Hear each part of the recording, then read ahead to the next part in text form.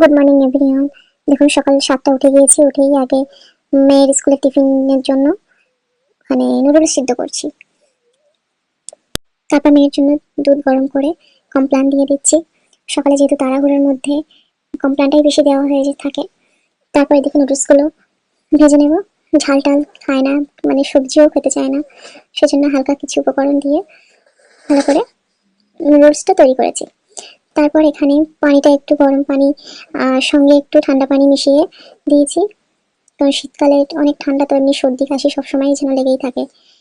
ঠিক আছে, তারপরে এখানে বড় চলে যাবে, তাড়াহুড়া করছে। তারপর বরকে প্রোটিনেক্স আর কিছু দিয়ে দিলাম, হালকা কিছু খেয়ে চলে যাবে। তারপর এদিকে বড় আবার 10টার দিকে বাজার নিয়ে এসছে। এখানে পটল আছে, লেবু আছে, কই মাছ আছে, এখানে কিছু সবজি আছে। তারপর এদিকে আছে মৌরলা মাছ। তারপর এদিকে কড়াইশুঁটি, পেয়ারা আছে। দেখুন পেয়ারাগুলো খুবই সুন্দর, একদম গাছে থেকে একদম পেরে আনা সদ্য, খুবই সুন্দর লেগেছে পেয়ারাগুলো, খেতেও সুন্দর হয়েছে। ঠিক আছে, এদিকে রান্না হয়ে গেছে, বেগুন দিয়ে, বড়ি দিয়ে কই মাছ, আর ছেলের জন্য আলাদা করে একটুখানি একটা কই মাছ ঝোল করেছিলাম।